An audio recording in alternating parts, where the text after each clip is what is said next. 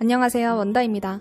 2015년 겨울, 하얀 눈이 솜처럼 깔린 뉴욕 맨해튼의 포트 트라이언 공원. 낙심에 빠진 한 동양인 여성이 갈 길을 잃은 가녀린 사슴처럼 눈 속을 뛰고 있습니다. 인종차별에 지쳐 유명 출판사 편집자 일을 그만둔 직후였습니다. 막막한 마음으로 눈 쌓인 공원을 달리던 도중 어느 순간 설경 속에서 환영처럼 호랑이 한 마리가 튀어올랐습니다. 그리고 호랑이 사냥꾼도 생생히 그려졌습니다. 어릴 때 어머니로부터 들어왔던 독립운동가 외할아버지의 호랑이 같은 기계가 떠올랐습니다. 그녀는 그 길로 곧장 집으로 뛰어가 노트북을 켭니다. 태어나면서부터 지금까지 내내 그녀의 피 속에 흐르던 이야기, 한국인들의 뜨겁고 용감했던 독립운동 이야기를 써내려가기 시작했습니다. 시대적 억압과 폭력, 부당함은 그 시대에 필요했던 용기와 신의, 그리고 연민의 가치를 극명하게 강조해줬습니다.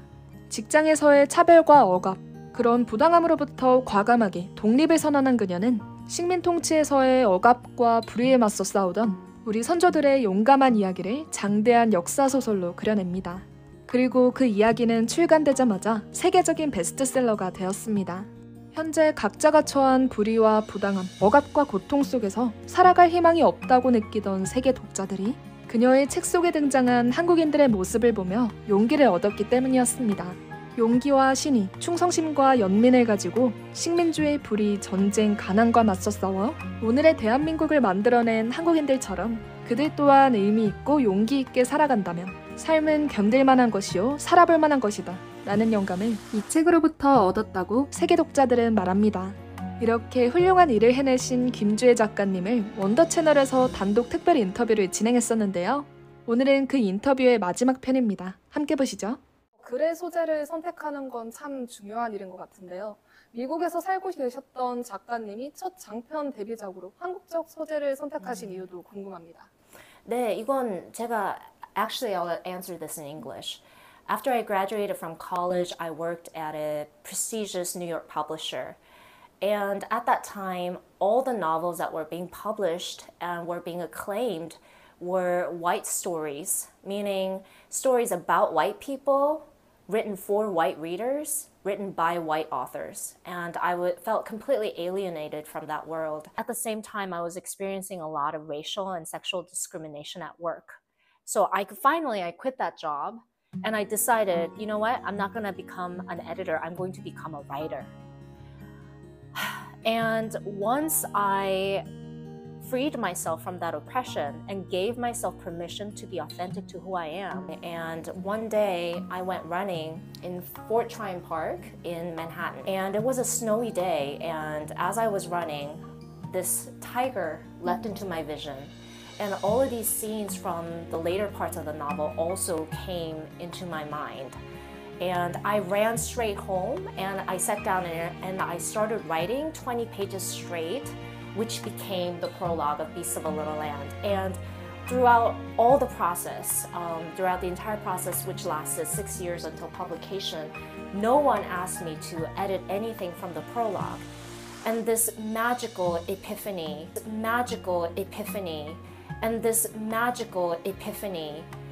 which seems so unlikely and which you can consider the lightning strike of inspiration. I actually think it wasn't just magic. I think the story was always inside of me because it felt so completely natural, as if the story were written in my blood, in my DNA.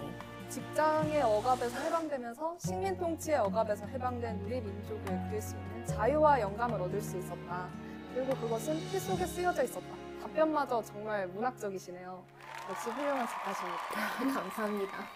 Much of Kim's work centers on identity, and in her new book, Beasts of a Little Land, she writes about Korea in the early 20th century, when it was fighting for independence from Japan and trying to maintain a national identity. 미국에 오래 사셨지만 한국인으로서의 정체성을 잃지 않았던 건 부모님의 영향도 꽤 클 것 같거든요. 부모님은 어떤 분이셨나요? 다른 한국 부모님들도 다 그러시겠지만 저희 부모님은 정말로 헌신적으로 자식을 사랑하시고 모든 걸 바치신 분들입니다.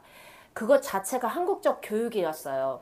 그리고 문학과 예술과 자연을 무척 사랑하시는 분들입니다.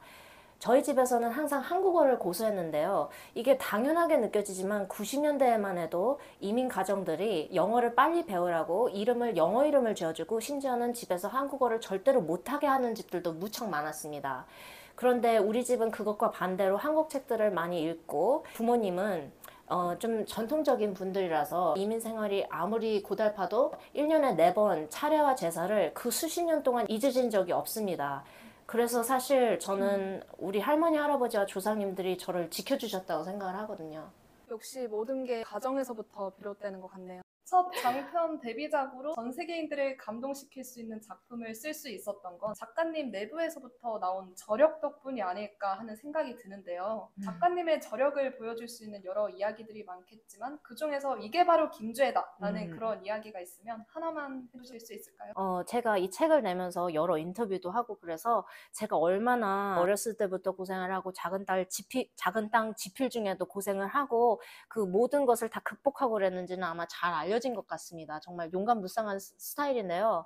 사실 진짜로 저력을 보여주는 이야기를 하자면 며칠 안 된 이야기인데요. 약속 때문에 나가고 있었는데 집 바로 앞에 아기새가 떨어져 죽은 것을 발견했습니다. 그때 부모님이랑 같이 가고 있었는데 부모님이 조류감독 걸린다고 그래서 만지지 말라 그래서 그리고 약속이 있어서 그냥 갔다고요. 한 시간쯤 뒤에 돌아오니까 아직도 아기새가 거기 있었는데 그 바로 위에 어미새가 앉아서 짹짹짹 이렇게 계속 울부짖고 있었어요. 그래서 제가 엄마 새구나 이걸 알았는데 부모님이 또 조류독감 걸리지 말라고 그래서 그냥 올라갔습니다, 집에. 그런데 아무래도 아닌 것 같아서 5시간쯤 있다가 다시 내려왔어요. 그랬더니 아기새가 아직도 거기 있고 엄마 새는 그 자리에 있는데 이제는 울지 않고 있더라고요. 근데 입을 보니까 파리를 물고 있어요. 그래서 그 먹이를 자기가 먹으려고 그런 게 아니고 새끼로 모이를 줘야지 되는데 새끼가 움직이질 않으니까 그냥 물고만 있는 겁니다.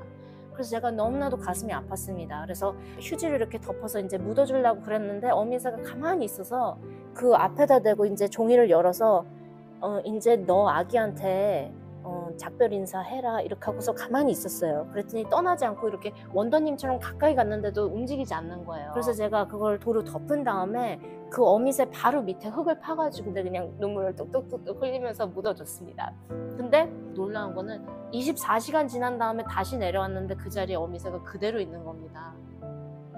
그때 내가 이제 가도 괜찮다 이러니까 이제 날아가더라고요. 이게 왜 제 저력을 보여주는 이야기냐면 사실은 이게 다 큰 어른이 순진하다 못해 좀 어딘가 모자라나 이렇게 생각하실 수 있는데 사실은 제 힘의 원천입니다. 왜냐면 그냥 오기와 야심으로 살아온 거면 그렇게 강하지 못할 텐데 제 저력은 사랑에서 왔다고 생각합니다.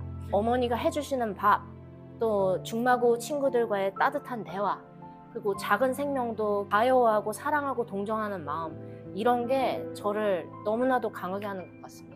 작가님의 저력은 세상 모든 인류와 동물 그리고 자연을 사랑하는 마음에서 비롯됐네요. 사랑만큼 강한 건 없는 것 같습니다. 마지막으로 세계 독자들이 이 책을 통해 얻어갔으면 하는 게 있다면 어떤 게 있을까요? I would say to all of my readers around the world, we now face the greatest challenges humanity has ever had to face. And the characters in my book also fought against injustice, war, colonialism, and poverty with courage, integrity, loyalty, and compassion. And if my book can inspire readers to do the same and to live meaningfully and courageously, even when all hope seems lost, then my intentions in writing this book will be fulfilled. 해외 독자들의 감상평을 들어보면 정말 작가님의 바람이 잘 이루어지고 있는 것 같습니다. 감사합니다. 지금까지 원더단독 특별 인터뷰에 함께 해주셔서 정말 고맙습니다. 감사합니다, 원더님. 고맙습니다. As I so much appreciate your passion, your bravery, your courage, your wisdom, and your perseverance. It's so inspiring and so tiger-like.